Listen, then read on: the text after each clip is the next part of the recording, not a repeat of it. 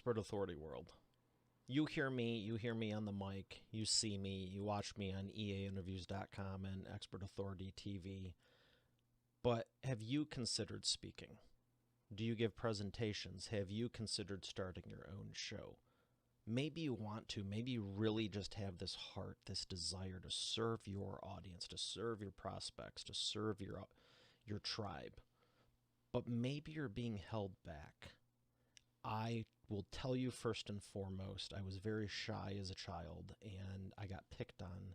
And it wasn't till about ninth grade when I even decided to do something about it. I wasn't in therapy. And there's nothing wrong with it, but I wasn't doing that. There wasn't this big thing that happened. I wasn't doing self-help. I was in freaking ninth grade. Now, I know some of your kids are freaking geniuses and you have them in doing all kinds of stuff younger, as they should. I'm just saying I wasn't. But I got sick of being picked on, and I was like, I'm not going through the rest of high school this way. So I go, what would I want? If I had a magic wand and could do whatever I wanted, I was like, well, here's what I enjoy. And I started going in that direction. Come to find out there actually is books on it. And I guess I just stopped caring.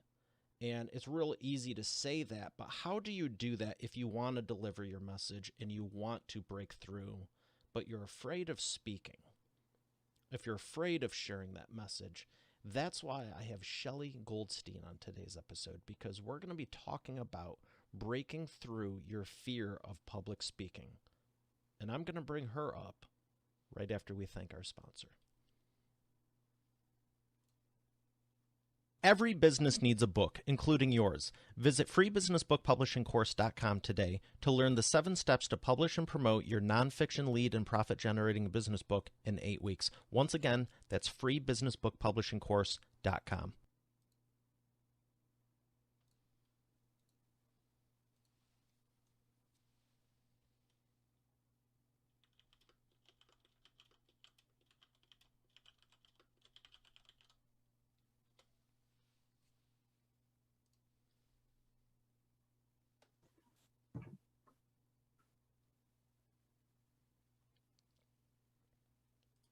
Here she is, ladies and gentlemen, Shelly Goldstein. Shelly, how are you feeling today? I am feeling terrific, Mario. Thanks for having me.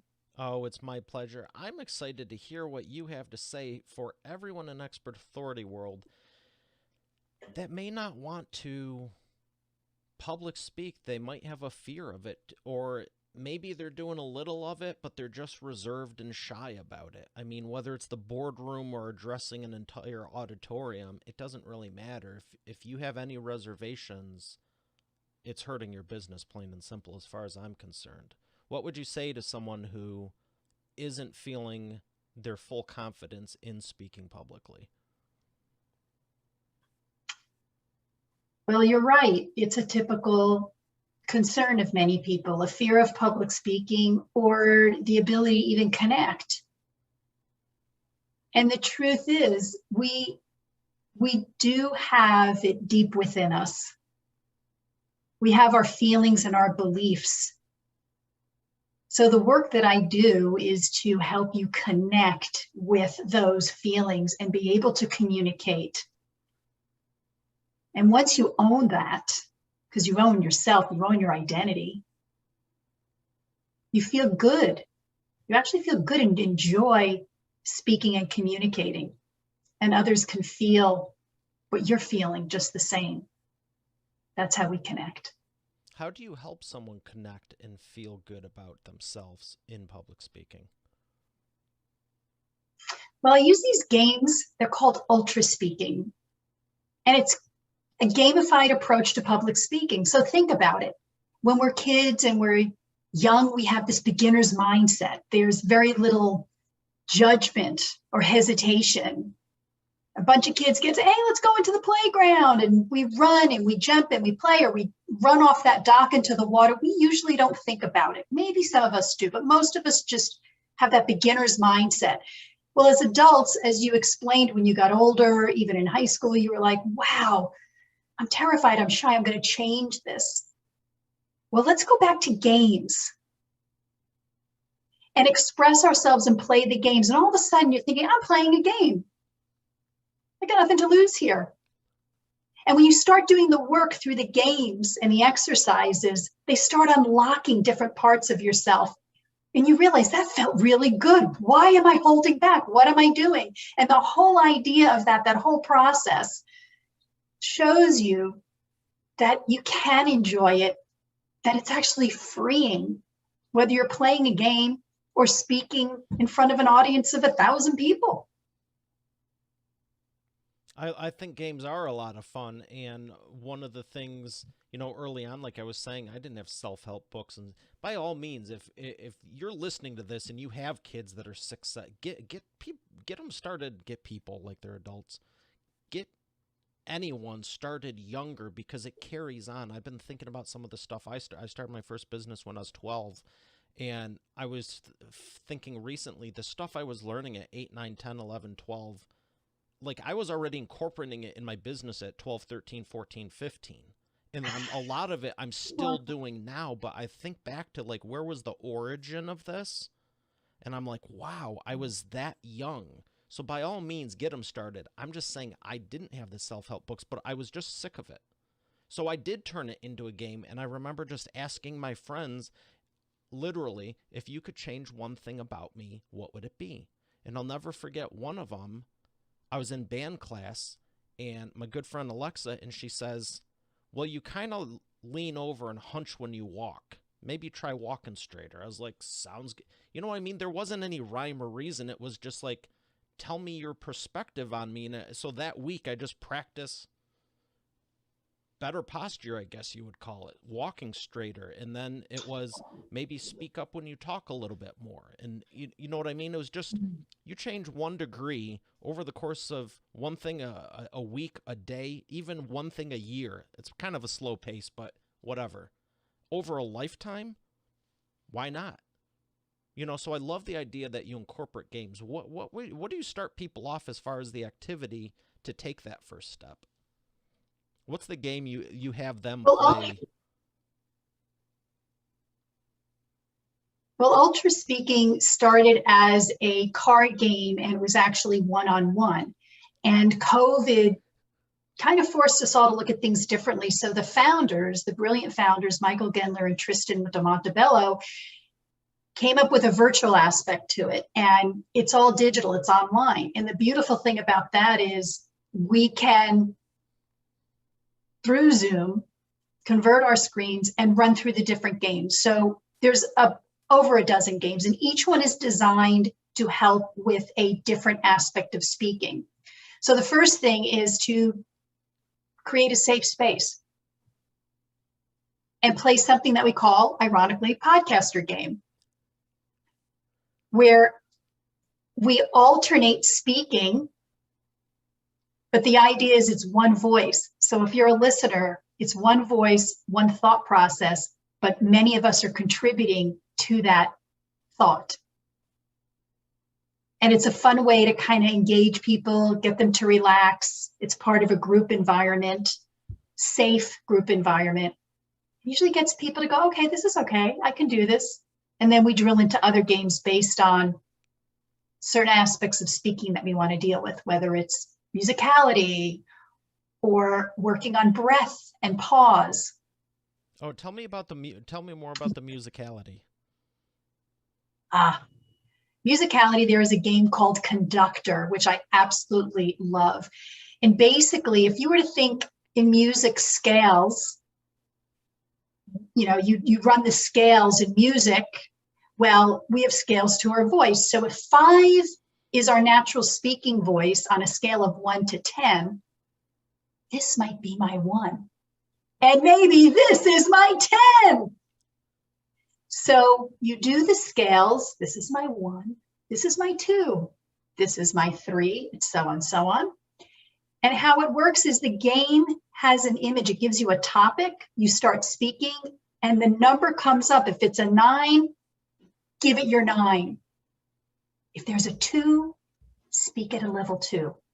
And the game forces you to reach these numbers, to reach that energy, that emotion, that excitement. And once you've experienced the full range of 1 to 10 by force, if you will, by the game, you naturally find your range. Maybe you're only a 4 to a 6. That's fine. If you're Tony Robbins, you're probably at a 9, 10. That's where you're at. So it's that exploration and that experience. And some people are surprised. I never knew I could be a 10. And it unlocks all this type of excitement behind speaking. Well, I like that, because if someone is naturally 4, 5, and 6 in this scenario, maybe they want to be louder, but maybe they also want to be quieter. You know, the quiet person might want to go up to a 3, 4, or 5, and the loud person might want to learn how, well, depending on their personality type, they might want to become a 4, 5, or 6, or at least know the situation that they're doing this in, because I've noticed the personality types also tend to be their speaking style. If they're more shy and reserved, they're also quieter. If they're more outgoing, they're louder. But I'm not saying one is better than the other. I'm both. And if I was here going, okay, Shelly, on today's show, we're gonna be, this would be horrible. And I apologize, Expert Authority World. I had to make the point. But also, if I'm speaking too quietly all the time, you might be like, dude, this dude's putting me to sleep. You have to know the situation in which to use that. So do you have a technique? First off, how do you make someone realize where they're at and admit it if they're trying to deny it? It's so interesting. I mean, the word make is challenging. I don't know that we could make anybody do anything they don't want to. And you talked about reaching this range, like the right moment. You're 100% right. There is a moment to project at a loudness or use a soft-spoken word to perhaps draw people in. What we do through the games is getting you to speak from how you feel. How do I feel about this? And organically, that energy is connected to the emotion. And you may feel, I'm mad and I want to be loud. And that's how we communicate, as opposed to feeling we're forced to always be at a certain level. And to your point, if you're shy, maybe you're in the 1 to 5 range, but it's that range. I don't believe that whether you're a shy person or an introvert or extrovert, if you slam your hand in the car door, you pretty much are going to have a shocking reaction. I doubt somebody's going to be like, you know, whisper, that really hurt. Oh, darn, that was unfortunate. You know? Exactly. So if you think of that emotion, you think of that energy that comes from how you feel in that moment, that's compelling. Now you're sharing something. If you feel it, I feel it. And we're just helping people. The people who speak louder, whenever they're quieter, you almost ask, like, is something wrong? But for the quiet folk, I'm thinking of a couple in particular. They're cool as cucumbers, you know? Nothing phases them. They're there. They're enjoying the party, sitting in the corner, just observing everyone. That's me sometimes. But it's interesting when they're traditionally quiet and they never speak up. See, I can fluctuate it. Like right now, I would like to think I sound normal and, you know, we're having a great conversation, which I think we are. But they're just like always quiet. But then when they get a little bit heated, I got to be honest, it's kind of fun to just like, oh, well, is this passionate? Are you passionate about this subject? And it's like they're trying to be louder and they're trying to be angry and they're trying to be just like more, but they're still 3, 4, and 5. They're still just not over the top with it. And I don't know. I'm thinking of some people particularly. It's entertaining for nothing else. But I know that's like their max. So as far as having a fear of it, if someone's an entrepreneur or CEO, they need this in the boardroom. What if they are the quieter who can't get past the 3, 4, or 5? Or how would you say to break free from that? and just be able to command the room? Because there's a difference from I'm speaking at a normal level like I am right now, and I hope I am. I'm doing my best. You're speaking at a normal level. Everyone can hear you, to literally commanding the room and all eyes are on you and you're sharing your message. You can command the room at any decibel, truly, Ooh, great because expert it's the authority insight. quality of what you're. Okay. That's I'll let you true. just sit That's with that for very a minute. true. I was just making an example to. So you can command the room at any It's about point. expression. Sure. Sure. It's the way you are expressing yourself, freedom of expression. And we feel we have to wear these personas for on camera, for on stage. And we have a different persona with our friends when we're casually socializing. And we have a different persona when we're at school. Well, no, we are who we are all the time. And there's appropriate moments and there's appropriate audiences, but you still need to be your authentic self. So the games are played to challenge you to get to that range. It's uncomfortable. Get comfortable with being uncomfortable. If you only speak at a 5, scream at a 10 and just, what does that feel like? You may be fine there and realize you've unlocked something about yourself that you haven't been able to express yourself openly and honestly. And at the same time, you may say, well, I'm really only at a 7 and that's where I'm comfortable. That is fine as long as that is where you have explored. But we don't know unless we get there. So it's more about being comfortable in your own skin than being at any certain level vocally, or volume-wise, I should say. Exactly. Exactly. Exactly. So you're sharing a lot of great insights on how to change it and amplify and lower key it. That's a new word I just made up. I know it's wrong, but whatever. What would you, let's take it back to the beginning with, if someone is just afraid to even start, they don't want to play the games, they don't want to do any of this, but they do want to share. What do you find is holding people back that just have a death grip of public speaking? Maybe it's worse than death. They'd rather die than public speak. It is their number one fear. How do you break them free from that if they're just resilient? Not resilient, that's a good thing. If they're resistant to everything you're trying with them. Have you had any clients that... Well, first question. They just have zero desire whatsoever, but someone encouraged them, or is there always at least a seed of, I want to become better, I just don't know how? Well, the first question I would ask if I sense resistance is, you signed up for this course, for this training, so you're here. Let's guess that you want to do the work.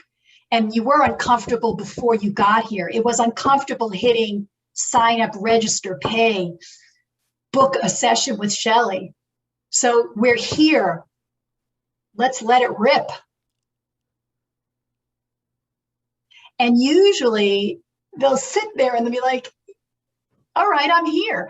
And I create a safe environment. Hey, I mean, right now I'm live with your audience, but when I work with clients, it's one-on-one. It's just us in the Zoom room. We're not recording. Nobody else is here. What happens in Zoom stays in Zoom. And you have the moment to say whatever you want, go wherever you want, scream if you want. And invariably, I could say this with 100% certainty, it unlocks a magic. And you're like, God, that felt so good. I got to be myself. Those moments give me the chills. Those moments make my work all the more honorable and engaging and exciting, because it's really tapping into that. It's really, for me, giving them the moment to let go and be themselves and have full self-expression. That's my goal.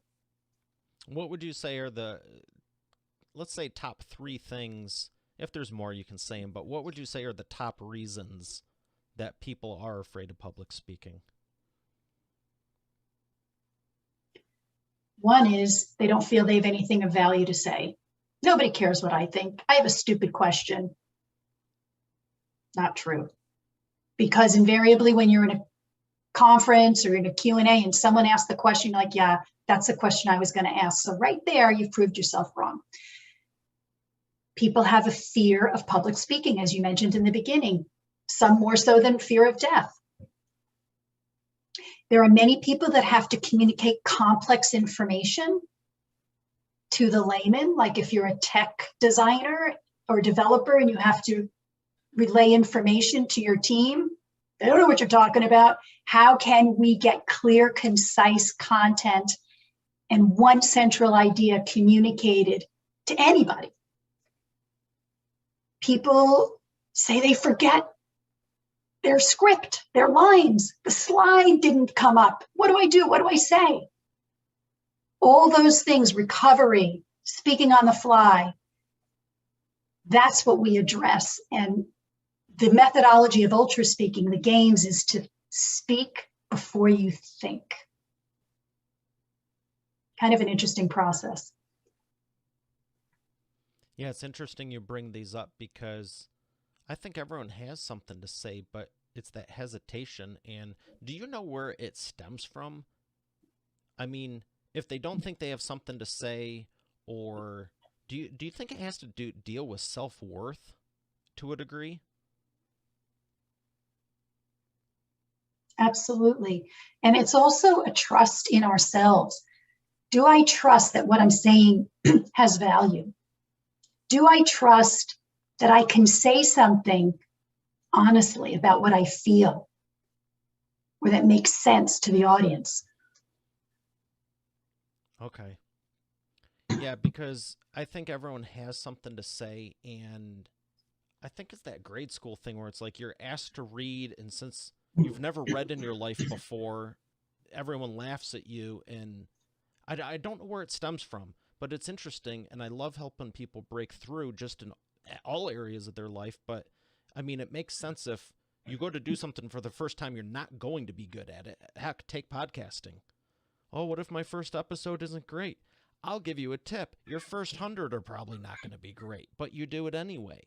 Well, that's fine when you're older, but if you have all this head trash from a child, or even as a child, well, I got ridiculed in first, second, and third grade. Well, yeah, of course you don't want to say anything by fourth. 2, 3 more years pass, and now you're the one in high school who doesn't want to be the one talking to anyone. That's not good for anyone. And the other point you made about the communication, I think there's a ton of people, whether they're good speakers, inflection, they know all the little things, they don't know how to communicate crap. They're trying to convey a thought to the team. They're trying to convey it to a client. Here's a big one. Convey your message and unique selling proposition to your prospect without being on the phone with them, without having them in front of you, without them in the room. You want to know how good you are at marketing and selling and you refining your message?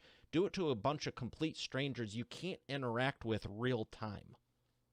If you can't make your point there in a headline or a subheadline, you've lost. So I really appreciate you talking about this because there's so many people on different levels. I mean, if they don't want to speak, they need to get past that. But even once you do, I know a ton of people, I love speaking. That's good for you. You're not good at it and you don't have much to say when you do. You don't have a fear of it. You're past the first hurdle. I still have no clue what the heck you're saying to, give me your elevator pitch. Well, do we have 35 minutes? Because that's how long they need. What would you say to someone who can't give a 30-second elevator pitch? Interesting topic because I work on that very thing with my clients. We work on a 30-second elevator pitch. And you know what? Try to do it without telling me your name, what your profession is, or your URL of where I can find you. And the people that have the most compelling elevator pitches connect with a story. And they will always remember how you feel, how you made them feel. A Maya Angelou quote. It's not what they may not remember what you say, but people will remember how you made them feel. You start with a compelling story. I sucked at giving interviews.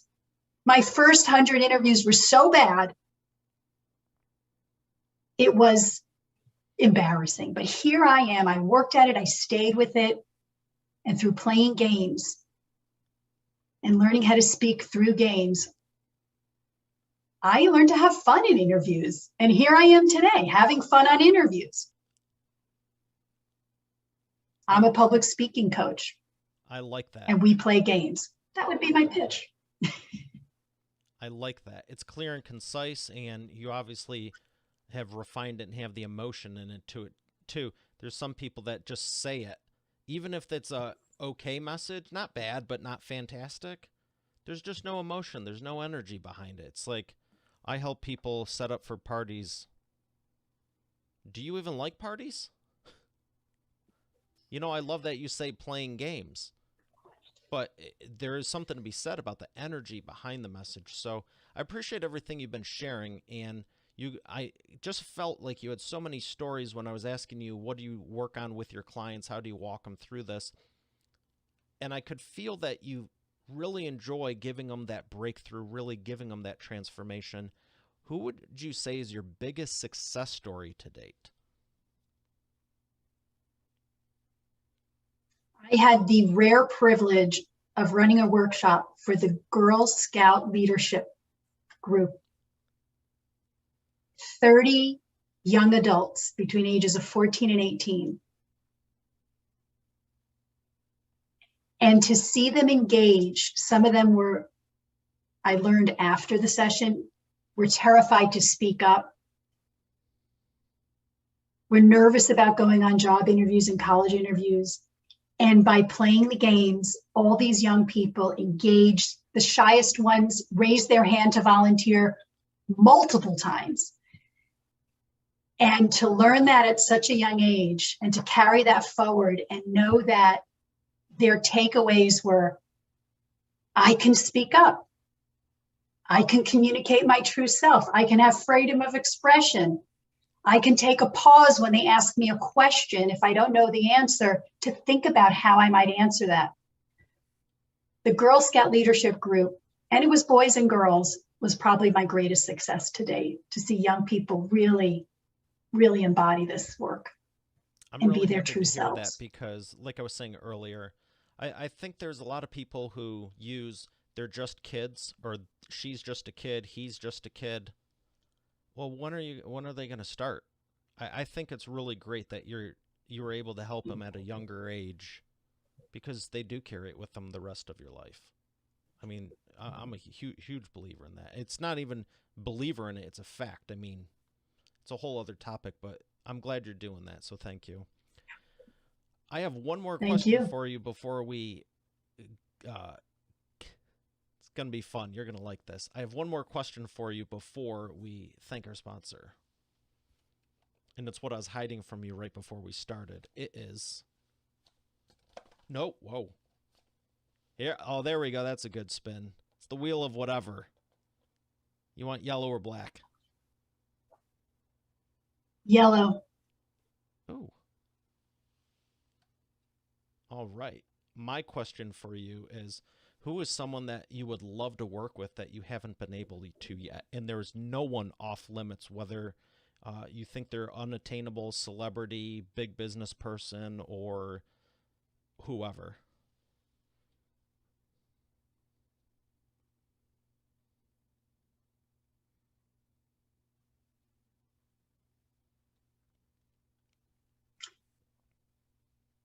Seth Godin is a brilliant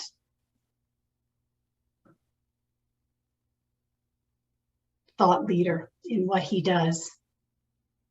I would love to work with him as a communicator, because what he says is incredible. How he says it, I would love to challenge that and take it to a new level. Excellent. I do like him. Great answer. All right, we are going to thank our sponsor and come back for the imperfect action run. You're already the expert, but have you transformed your expertise into a tangible asset that will generate and qualify leads while increasing profit for you 24/7? And if so, how well are you promoting it? With the Expert Authority Effect publishing method, it's easier and faster than ever. Visit freebusinessbookpublishingcourse.com today to learn the 7 steps to publish and promote your nonfiction lead and profit-generating business book in 8 weeks. Visit freebusinessbookpublishingcourse.com to get started now. Once again, that's freebusinessbookpublishingcourse.com. And we are back with the imperfect action round. Shelley, are you ready to take imperfect action? Always. I got 3 questions for you. Rapid fire answers, 60-second or less. The first one is, what is the fastest path to the cash?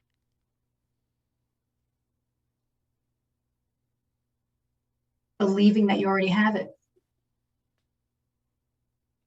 Very good. Number 2, what is the biggest problem you see your prospects making and the fastest way for them to fix it?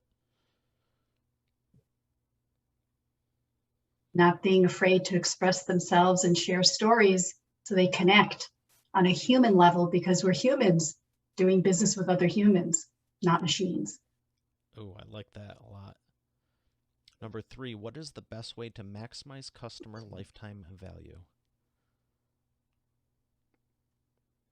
Let your customers know, your clients know that you value them, that they bring you as much gratitude and joy, and that you can improve their lives and make them the best they can be. Very good. What books would you recommend to Expert Authority World that have helped you?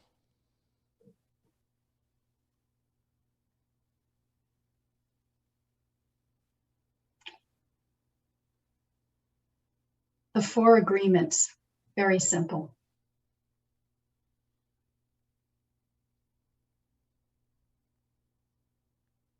That's Don Miguel Ruiz. Correct. Excellent. That is a good one. Well, thank you so much for your insight. Where would you like people to learn more? Well, you could stop by my website, Big Idea Company, all spelled out, .tv as in television. And also look up Shelley Goldstein at LinkedIn. And I have all the information there. And you can also find me at ultraspeaking.com to learn about how you can play games, to send an email and ask me some questions. Excellent. Well, thank you again, Shelley. It's been a pleasure. Oh, the pleasure's been mine. Thank you, Mario. Enjoyed this thoroughly. You're very welcome. And Expert Authority World, we have another great episode here today. I'll see you tomorrow. Have a great day, and God bless.